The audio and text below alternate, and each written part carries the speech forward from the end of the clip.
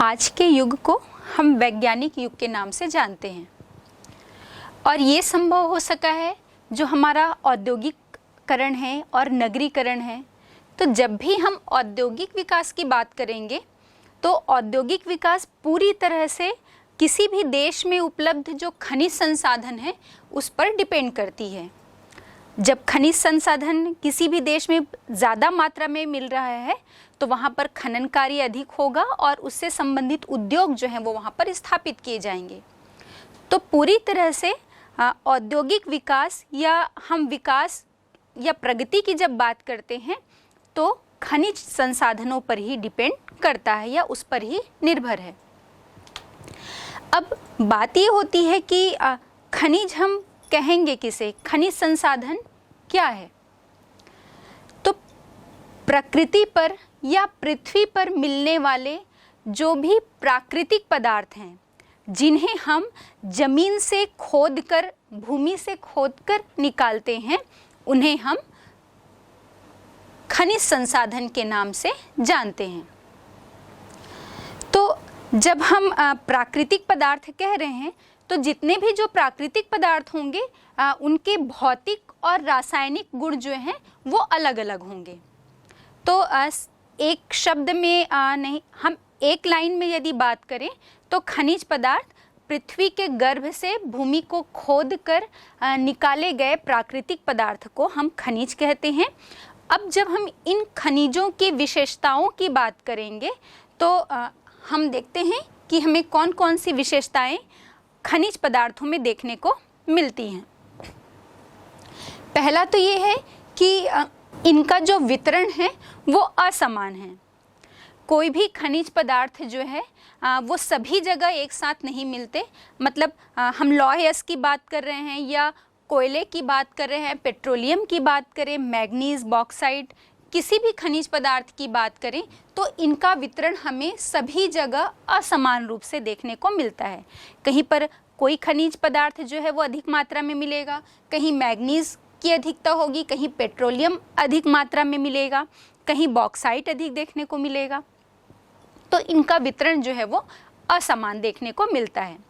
और अधिकांश जो खनिज होते हैं वो अधिकांश खनिज क्या, हम सभी खनिज पदार्थों की बात करें तो कोई खनिज जो है जब हम वितरण की बात करेंगे तब देखेंगे इनमें जैव और अजैव, कार्बनिक और अकार्बनिक, धात्विक और अधात्विक वाली जो विशेषताएं हैं वो सभी खनिजों में अलग अलग देखने को मिलती है। तीसरी जो इसकी विशेषता है, इनका क्षेत्रीय वितरण भी असमान है। हमने पूरे विश्व में इसके वितरण की बात करें या किसी राष्ट्र विशेष में या क्षेत्र विशेष में तो इनका वितरण जो है वो असमान देखने को मिलता है। सबसे महत्वपूर्ण इनकी विशेषता है कि खनिज पदार्थ जो हैं वो एक या एक से अधिक जो रासायनिक पदार्थ हैं उनका मेल होता है। मतलब हर खनिज पदार्थ के भौतिक और रासायनिक गुण में हमें भिन्नता देखने को मिलती है। ये चाहे एक कोई भी रासायनिक तत्व की इसमें प्रधानता हो सकती है या एक से अधिक रासायनिक पदार्थों की प्रधानता वाला वो खनिज हो सकता है।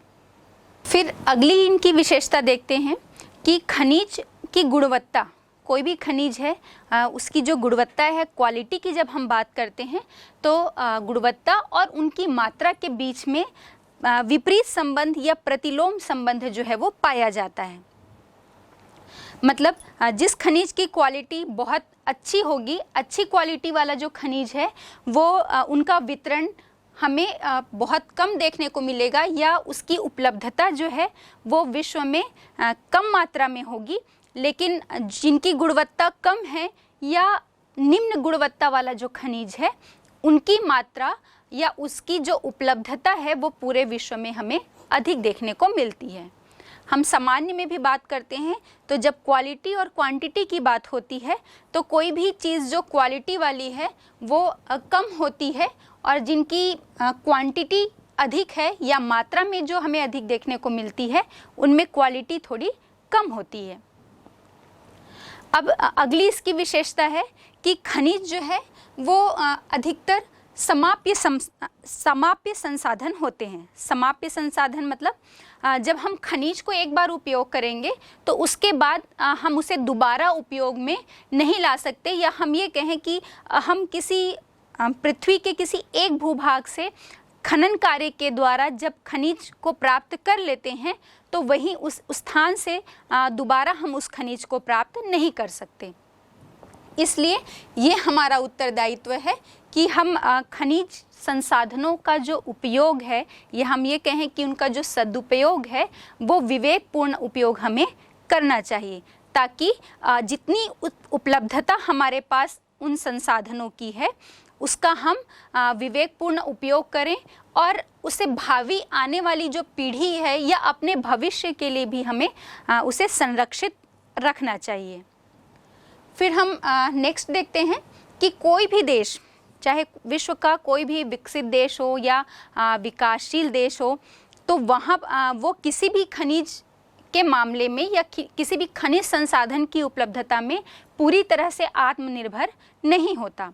और इसीलिए हम देखते हैं कि हमारे विश्व में जो अंतर्राष्ट्रीय व्यापार की स्थिति है वो बनती है, क्योंकि किसी देश में, किसी राष्ट्र में लौह अयस्क की उपलब्धता है लेकिन वो दूसरे राष्ट्र में उपलब्ध नहीं हो पा रहा है, या किसी देश में मैग्नीज की, सोने की उपलब्धता है लेकिन दूसरे राष्ट्र में उसकी उपलब्धता जो है वो बहुत कम मात्रा में है और उनकी डिमांड ज़्यादा है।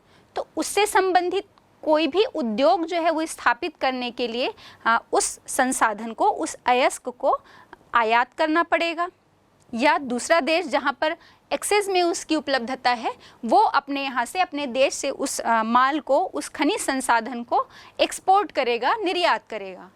तो इस प्रकार हम देखते हैं कि किसी भी राष्ट्र की जो आत्मनिर्भरता नहीं होती है किसी भी खनिज संसाधन के मामले में, तो ये बात जो है वो अंतर्राष्ट्रीय व्यापार को बढ़ावा देती है। अब खनिज से ही जुड़ा हम कुछ विशेष तथ्य देख लेते हैं। जिन कच्ची धातुओं के रूप में हम बार बार जैसे अयस्क की बात करते हैं कि भाई बॉक्साइट का मतलब एल्यूमिनियम का अयस्क जो है वो बॉक्साइट है ना, या लौह अयस्क की हम बात कर रहे हैं, तो हम अयस्क क्या चीज़ है? तो खनिज संसाधन से जुड़ा एक विशेष तथ्य यह है कि जिन कच्ची धातुओं में वो खनिज मिलता है उन्हें हम अयस्क कहते हैं। और जिस भाग से, जिस क्षेत्र से खुदाई करके खनन कार्य करके हम उस खनिज को निकाल रहे हैं, तो जिस भाग से हम जहाँ पर वो उपलब्ध है उसे हम खान कहते हैं। और खुदाई करने की जो प्रक्रिया है जिससे हम खुदाई करके उस खनिज को निकाल रहे हैं वो हमारी खनन प्रक्रिया कहलाती है। अब खनन तो हम जब गहराई तक, भूगर्भ को या पृथ्वी के धरातल को बहुत अधिक गहराई तक हम खुदाई करके जब उस खनिज को प्राप्त करते हैं तो हम उसे खनन कार्य कहते हैं। लेकिन जब धरातल पर ही हम खुदाई करके या उसके बहुत ऊपरी सतह तक ही खुदाई करके, खोद कर हम खनिज को प्राप्त करते हैं तो उसे उत्खनन कहते हैं। तो खनन और उत्खनन में ये छोटा सा डिफरेंस है। हम गहराई में खुदाई कर रहे हैं तो वो खनन कार्य हो गया, और हम धरातली सतह तक थोड़ी ही गहराई में जा रहे हैं, थोड़ा नीचे जा रहे हैं, तो हम उसे उत्खनन कहते हैं। अब हम ये देखते हैं कि भारत जो है, हमारा देश एक विकासशील देश है, और जैसे हमने बात की थी कि किसी भी राष्ट्र के विकास में वहाँ पर जो उपलब्ध खनिज संसाधन हैं उनका बहुत महत्वपूर्ण योगदान होता है। तो भारत जैसे विकासशील देश में हम ये देखते हैं कि वहाँ के औद्योगिक विकास के लिए यहाँ का जो खनिज संसाधन है वो बहुत महत्वपूर्ण भूमिका निभाता है। और हमारा देश भी खनिज संसाधनों के मामले में बहुत रिच है, बहुत धनी है, और धीरे धीरे ये अपने यहाँ जो उपलब्ध संसाधन है, खनिज संसाधन है, उनका वो उपयोग करता जा रहा है। अब हम खनिज संसाधनों के वर्गीकरण को देख लेते हैं कि कितने प्रकार के खनिज संसाधन होते हैं। पहला है आपका धात्विक खनिज और दूसरा है अधात्विक खनिज। धात्विक खनिज वो खनिज होते हैं जिनमें धातु का अंश पाया जाता है, और अधात्विक खनिज जिसमें धातु का अंश नहीं पाया जाता। अब इसमें भी हम देख लेते हैं कि जो धात्विक खनिज होते हैं वो आग्नेय चट्टानों में, प्रमुख रूप से आग्नेय चट्टानों में, आग्नेय चट्टान जो हमारी प्राथमिक चट्टानें हैं उनमें ये उपलब्ध होते हैं या उन्हीं में हमें मिलते हैं। अब धात्विक खनिजों को हम फिर से दो वर्गों में रखते हैं। पहला है लौह धात्विक खनिज और दूसरा है अलौह खनिज। तो लौह खनिज जिसमें आपको लोहे का अंश मिलेगा उसे हम लौह खनिज कहते हैं, जैसे कि लौह यस्क हो गया, मैग्नीज हो गया, ये सभी जो हैं वो लौह खनिज हैं क्योंकि इसमें लौह धातु का अंश या लोहे के धातु का अंश हमें मिलता है।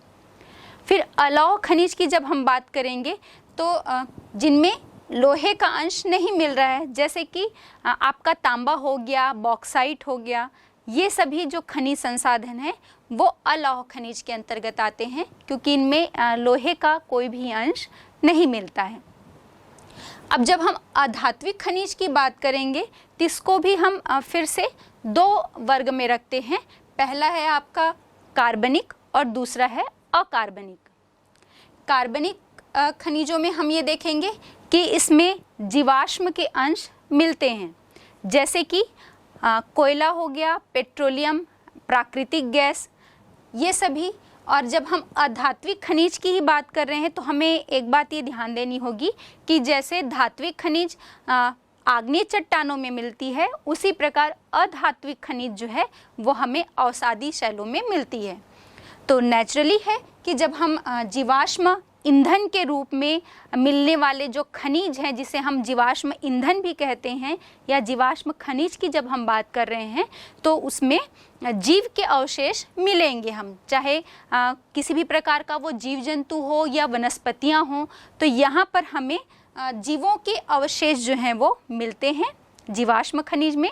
और जैसे हमने बात की कि कोयला, पेट्रोलियम और प्राकृतिक गैस, तो हम सभी को पता है कि कोयला भी जो है उसमें वो जो प्राकृतिक वनस्पति के दबने से उसमें जो प्रक्रिया हुई है उससे कोयले का निर्माण हुआ है, और पेट्रोलियम जो है वो विभिन्न प्रकार के जो जीव जंतु हैं उनके दबने से पेट्रोलियम का निर्माण हुआ है। या हम ये कहें कि किसी भी प्रकार की जो प्राकृतिक वनस्पति है और जीव जंतु, ये सब कालांतर में दब गए और इनमें जो रूपांतरण की प्रक्रिया हुई दाब और ताप के परिणाम स्वरूप, तो ये जीवाश्म खनिज जो है वो हमें प्राप्त हुए।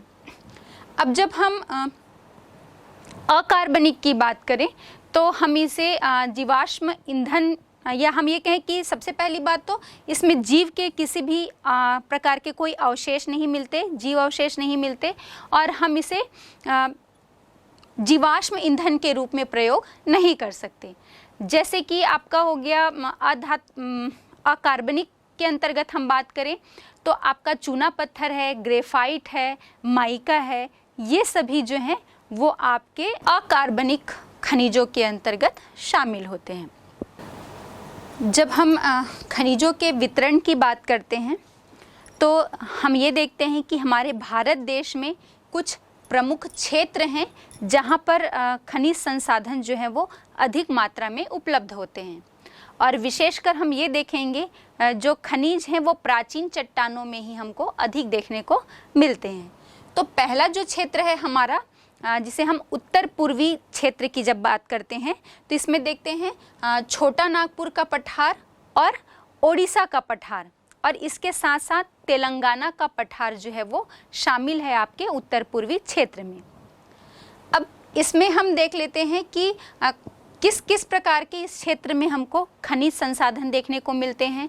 तो लौह यस्क हो गया, डोलोमाइट हो गया, चूना पत्थर है, बॉक्साइट है, अभ्रक है और मैग्नीज, इसके साथ साथ थोरियम, यूरेनियम, ये सभी जो हैं, और आपका कोयला, तांबा, ये सभी खनिज संसाधन आपको उत्तर पूर्वी क्षेत्र में देखने को मिलते हैं। तो उत्तर पूर्वी क्षेत्र में आपका छोटा नागपुर का पठार हमने बात की, ओडिशा का पठार और तेलंगाना का पठार, ये सब पठारी क्षेत्र के अतिरिक्त भी हम देखेंगे कि यहाँ पर जो दामोदर नदी घाटी है और छत्तीसगढ़ में कोयले का जो है विस्तृत भंडार हमें देखने को मिलता है। और ये पूरे खनिज संसाधनों की जो उपलब्धता है वो हमारे लौह इस्पात उद्योग को एक मजबूत आधार प्रदान करता है। लौह इस्पात उद्योग की उपस्थिति के साथ ही साथ हम यहाँ पर इस क्षेत्र में ये देखेंगे कि एल्यूमिनियम उद्योग या एल्यूमिनियम संयंत्र भी जो है इस क्षेत्र में बहुत अधिक मात्रा में स्थापित हैं, क्योंकि इन दोनों ही उद्योगों के लिए कच्चा माल यहाँ पर उपलब्ध मिलता है। खनिज की दूसरी पेटी हम अपने भारत में जो हमारा दक्षिणी पश्चिमी पठार है यहाँ पर देख रहे हैं। ये पेटी जो है वो कर्नाटक के पठार और साथ ही साथ इसके अंतर्गत जो तमिलनाडु का पठार है, इन दोनों ही क्षेत्र में हमको विस्तृत देखने को मिलता है। यहाँ पर हम ये देखेंगे कि लौह अयस्क है, मैग्नीज है, बॉक्साइट है और कुछ अधात्विक खनिज भी हमें यहाँ पर उपलब्ध देखने को मिलते हैं। साथ ही साथ यहाँ पर एक बात और है कि जो सोने की खानें हैं, है ना, विशेष रूप से सोने की जितनी भी खदानें हैं, खाने हैं, वो हमें इसी दक्षिण पश्चिमी पठारी क्षेत्र में देखने को मिलते हैं। और विशेष रूप से यहाँ पर कोयले की उपलब्धता हमें कम देखने को मिलती है और कोयले की कमी के कारण यहाँ पर जो भारी उद्योग हैं इनका विकास नहीं हो पाया है। तो ये हो गया हमारा दक्षिण पश्चिमी पठार। अब इसके बाद हम देखते हैं उत्तर पश्चिमी प्रदेश। तीसरा जो क्षेत्र है हमारा उत्तर पश्चिमी प्रदेश, इसमें हम देखेंगे इस पेटी का विस्तार जो है वो पूरा खंभात की खाड़ी से लेकर आपके राजस्थान की अरावली श्रेणियों तक विस्तृत देखने को मिल रहा है। खंभात की खाड़ी से अरावली की श्रेणियों तक हम ये देखेंगे कि यहाँ पर हमें पेट्रोलियम और प्राकृतिक गैस जो है वो विशेष रूप से यहाँ पर उपलब्ध हमें मिलते हैं। और इन सब के साथ ही साथ जो अलौह धातुएं हैं जैसे तांबा है, चांदी है, सीसा या जस्ता, इसकी हम बात करेंगे तो ये भी हमें उत्तर पश्चिमी प्रदेश में उपलब्ध देखने को मिलते हैं। और जब हम विशेष रूप से राजस्थान की बात करेंगे तो राजस्थान में हमें इसके साथ ही साथ बलुआ पत्थर, ग्रेनाइट, संगमरमर और जिप्सम, ये भी हमें विशेष रूप से यहाँ पर राजस्थान में देखने को मिलते हैं। तो ये तीन क्षेत्र हो गए हमारे जहाँ पर खनिजों या खनिज संसाधन जो है वो हमें अधिक मात्रा में उपलब्ध मिलते हैं। पहला हमने देखा उत्तर पूर्वी पठारी क्षेत्र, दूसरा हमने देखा दक्षिण पश्चिमी पठारी क्षेत्र जिसमें कर्नाटक और तमिलनाडु का क्षेत्र हमारा आता है। इसके बाद हम उत्तर पश्चिमी प्रदेश की बात की जो पूरा आपका खंभात की खाड़ी से लेकर अरावली की श्रेणियों तक विस्तृत है। तो ये तीन क्षेत्र हो गए।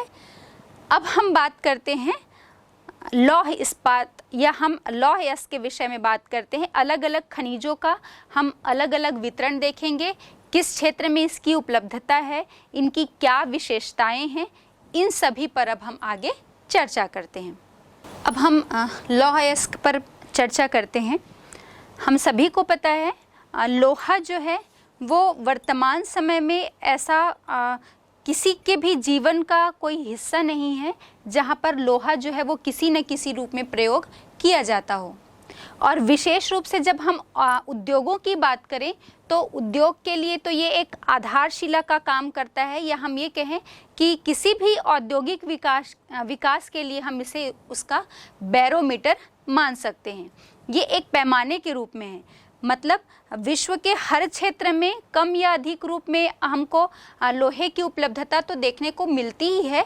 और साथ ही साथ हम ये देखते हैं जहाँ पर लोहा या लौह अयस्क जो है वो अधिक मात्रा में हमें उपलब्ध मिल रहा है, वहाँ पर हम ये देखेंगे कि उस क्षेत्र का विकास उतना ही अधिक है, क्योंकि हम कह रहे हैं ना कि आर्थिक विकास के बैरोमीटर के रूप में हम लौह अयस्क को वर्तमान समय में मानते हैं। क्योंकि कोई भी उद्योग स्थापित करना होगा तो उसके लिए चाहे एक छोटी सी सुई से लेकर एक बहुत भारी मशीनों तक की जब हम बात करेंगे तो सभी के लिए हमें लोहे की आवश्यकता पड़ती है, लौह अयस्क की आवश्यकता पड़ती है। वो किसी न किसी रूप में हमारे दैनिक दिनचर्या के जो अलग अलग वस्तुएं हैं उसमें भी वो उपयोग किया जाता है। तो ये अब हम कह सकते हैं कि हमारी अनिवार्यता के रूप में भी उभर कर आ रहा है। अब क्या विशेषताएं हैं जिसके कारण ये इतना उपयोगी है? तो पहले तो हम देखते हैं कि लौह अयस्क जो है इसमें बहुत टिकाऊपन होता है ना, क्योंकि ये बहुत कठोर होता है। इसके साथ ही साथ हम देखते हैं कि हम लौह अयस्क को पीट कर, है ना, इसकी चादर भी बना सकते हैं और चादर से लेकर हम ये कहें कि इसके पतले पतले तार भी जो हैं वो खींचे जा सकते हैं। इसकी अलग अलग क्वालिटी, हम जिस रूप में इसे ढाल लें। इसके बाद हम देखते हैं कि इसमें चुंबकीय गुण भी होता है लोहे में, और साथ ही साथ हम ये देखते हैं कि लोहा जो है वो एक बार किसी उपयोग में, किसी संसाधन के रूप में, किसी वस्तु या पदार्थ के रूप में जब वो उपयोग हो रहा है तो इस लोहे को हम फिर से पुनः गलाकर और दोबारा उपयोग में ला सकते हैं। तो एक प्रकार से लोहा जो है ये हमारा चक्रीय संसाधन है, इसलिए इसकी उपयोगिता और अधिक बढ़ जाती है क्योंकि हम इसे रीयूज़ कर सकते हैं। अब मानव ने यदि हम प्राचीन समय में भी जाएं तो मनुष्य ने लोहे का उपयोग करना कब सीखा या कब जो है वो इसका आविष्कार किया, एकदम ठीक तो नहीं कहा जा सकता, लेकिन हम लगभग 4000 ईसा पूर्व की बात करें तो हम देखते हैं कि वहाँ पर मिस्र और चीन में लोहे का प्रयोग किया जाने लगा था। और साथ ही साथ हम अपने भारत देश में देखें तो हमारे दिल्ली का जो कुतुब मीनार है और जो अशोक स्तंभ है वो आपका लोहे का बना हुआ है। तो ये जो है वो हमारे लोहे की उपयोगिता को बताते हैं कि हम कितने प्राचीन समय से लोहे का उपयोग जो है करते आ रहे हैं। अब हम ये देखते हैं लौह अयस्क के भी अलग अलग प्रकार होते हैं। अब हम लौह अयस्क के प्रमुख प्रकारों के विषय में बात करते हैं। 4 प्रकार से प्रमुख अयस्क होते हैं लोहे के। तो सबसे पहला हम देखते हैं जो उत्तम किस्म का होता है वो आपका मैग्नेटाइट लौह अयस्क है। मैग्नेटाइट लौह अयस्क में ये गहरे काले रंग का होता है, इसकी विशेषता है, और इसमें लगभग हमें 72 से 75% जो है धातु का अंश देखने को मिलता है। साथ ही साथ हम देखेंगे कि मैग्नेटाइट जो लौह अयस्क है वो आपको आग्नेय शैलों में ही देखने को मिलेंगे। ये कठोर होते हैं और साथ ही साथ हम देखते हैं कि इसमें चुंबकीय गुण मिलता है और चुंबकीय गुण मिलने के कारण ही हम इसे मैग्नेटाइट अयस्क कहते हैं।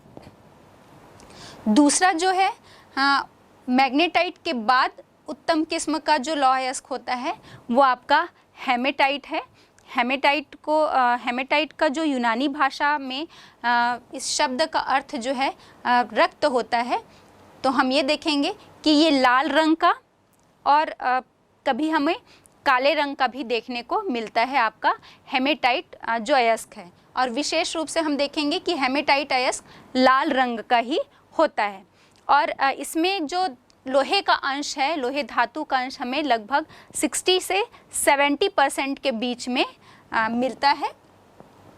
और साथ ही साथ हम देखेंगे कि इसकी क्वालिटी मैग्नेटाइट की अपेक्षा थोड़ी कम होती है, लेकिन ये एक अच्छी किस्म का ही लौह अयस्क होता है और विश्व में सबसे अधिक मात्रा में हमें हेमेटाइट अयस्क जो है देखने को मिलेगा। और ये जो अयस्क है ये आपको अवसादी चट्टानों में मिलते हैं। भारत में देखेंगे हम तो इस लौह अयस्क जो प्रकार है वो आपके झारखंड, ओडिशा और छत्तीसगढ़, इन 3 जगहों पर आपको विशेष रूप से मिलेगा। और साथ ही साथ कुछ मात्रा में जो हेमेटाइट लोहा है वो आपके कर्नाटक और महाराष्ट्र में भी उपलब्ध है। इसके बाद तीसरा है आपका लिमोनाइट लिमोनाइट अयस्क। लिमोनाइट अयस्क में ये तीसरे नंबर के या तीसरी हम क्वालिटी में देखें तो तीसरे नंबर पर आता है, क्योंकि इसमें जो लोहे का अंश है वो लगभग 60% के आसपास देखने को मिलेगा। और ये जो लिमोनाइट अयस्क है इसका रंग पीला और हल्का भूरा होता है। ये जो है वो आपके किसी भी जलीय क्षेत्र, हम ये कह सकते हैं तलहटी या तलछटी वाली जो चट्टानें हैं उन क्षेत्रों में हमें उपलब्ध मिलेगा। तो भारत में जब हम बात करेंगे तो आपका पश्चिम बंगाल का रानीगंज हो गया, और जो कोयला क्षेत्र हैं, कोयला क्षेत्रों में आपके निम्न गोंडवाना क्षेत्र जो है यहाँ पर ये आपको लिमोनाइट अयस्क मिलेगा। फिर है आपका सीडेराइट। सीडेराइट में लोहे का अंश 40% और उससे भी कम हमें मिलता है, और ये सबसे निम्न किस्म का या निम्न कोटि का, निम्न क्वालिटी का जो है लौह अयस्क होता है। तो ये हो गई बात लौह अयस्क की। अब हम जो लौह अयस्क है उसका वितरण देखते हैं कि ये भारत में कहाँ कहाँ पर मिलते हैं। अब हम भारत में अलग अलग राज्यों में लौह अयस्क के वितरण की बात करते हैं। तो देखते हैं ओडिशा। ओडिशा जो है वो भारत का 40% लौह अयस्क उत्पादित करके पहले स्थान पर है। और ओडिशा में हम देखेंगे, ओडिशा का क्योंझर है, मयूरभंज है, संबलपुर, बरसुआ, बोनाई और बादाम पहाड़, ये जो क्षेत्र हैं वो ओडिशा के प्रमुख लौह अयस्क जो उत्पादक क्षेत्र हैं। अब दूसरे नंबर पर हम बात करते हैं भारत में गोवा। भारत में गोवा राज्य जो है वो भारत का 20% लौह अयस्क उत्पादित करके दूसरे स्थान पर है। और गोवा के क्षेत्र हम देख लेते हैं लौह अयस्क उत्पादक। इसमें प्रमुख रूप से है आपका पिरना अदोल, पाले ओनरा, कुडनेम और पिसरूलेम जो है यहाँ पर जो है प्रमुख रूप से लौह अयस्क उत्पादित किए जाते हैं। फिर तीसरा हम बात करते हैं छत्तीसगढ़ की। छत्तीसगढ़ राज्य जो है वो भारत का लगभग 18% लौह अयस्क उत्पादित करके तीसरे स्थान पर है। यहाँ पर दुर्ग और बस्तर जो जिला है वो प्रमुख रूप से लौह अयस्क उत्पादित करता है। बस्तर में बैलाडीला जो है, यहाँ पर हम देखेंगे कि एशिया की सबसे बड़ी यंत्र सुसज्जित खदान हमें देखने को मिलती है। अकेले बैलाडीला की जो पहाड़ियाँ हैं वहाँ पर पूरे भारत का लगभग 11% लौह अयस्क उत्पादित किया जाता है। और यहाँ से जो लौह अयस्क का उत्पादन होता है उसे विशाखापट्टनम भेजा जाता है, और विशाखापट्टनम से फिर ये लौह अयस्क जापान को निर्यात किए जाते हैं। तो प्रमुख रूप से छत्तीसगढ़ में दल्ली राजहरा की पहाड़ियाँ और बैलाडीला, और साथ ही साथ दुर्ग, और कुछ मात्रा में हमें सरगुजा और बिलासपुर, रायगढ़, इन क्षेत्रों में भी हमें लौह अयस्क की उपलब्धता देखने को मिलती है। फिर हम बात करते हैं झारखंड। झारखंड जो है वो भारत का लगभग 11% लौह अयस्क उत्पादित करके चौथे स्थान पर है। और यहाँ पर हम देखेंगे उत्तम कोटि का जो लौह अयस्क है, हेमेटाइट और मैग्नेटाइट लौह अयस्क हमें मिलता है। बच्चों यहाँ पर बीच में मैं थोड़ा बताना चाहूँगी, हमने गोवा की जब बात की थी तो गोवा राज्य जो है वो दूसरे स्थान पर तो है लौह अयस्क के उत्पादन में भारत में, लेकिन यहाँ पर जो लौह अयस्क उत्पादित किया जाता है वो एकदम निम्न कोटि का, निम्न किस्म का लौह अयस्क उत्पादित किया जाता है। जो लिमोनाइट है, सीडेराइट है, ये लो क्वालिटी के लौह अयस्क यहाँ पर मिलते हैं। लेकिन हम जब झारखंड की बात कर रहे हैं तो हम यहाँ देखते हैं दोनों ही जो उत्तम किस्म का, चाहे वो मैग्नेटाइट हो या हेमेटाइट, दोनों ही हाई क्वालिटी के जो लौह अयस्क हैं यहाँ पर उत्पादित किए जाते हैं। और हम झारखंड में भी देखते हैं इसके जो प्रमुख क्षेत्र हैं सिंहभूम है, नोवा मंडी है, धनबाद है, हजारीबाग है, ये जो हैं, और रांची झारखंड के प्रमुख लौह अयस्क उत्पादक जिले हैं, क्षेत्र हैं। अब हम नेक्स्ट बात करते हैं कर्नाटक। कर्नाटक में प्रमुख रूप से आपका कुद्रेमुख है, केमानगुंडी है, चित्रदुर्ग और शिमोगा, ये कर्नाटक के प्रमुख लौह अयस्क उत्पादक क्षेत्र हैं। अब भारत में इन सभी के अतिरिक्त ये तो प्रमुख लौह अयस्क उत्पादक हैं जो सबसे अधिक मात्रा में लौह अयस्क का उत्पादन करते हैं। अब इन सब के अतिरिक्त भी कुछ क्षेत्रों में आंध्र प्रदेश के कुछ क्षेत्र, महाराष्ट्र, मध्य प्रदेश और राजस्थान और साथ ही साथ तमिलनाडु, उत्तराखंड, पश्चिम बंगाल और जम्मू कश्मीर, इन क्षेत्रों में भी हमें लौह अयस्क की कुछ मात्रा कुछ क्षेत्रों में देखने को मिलती है।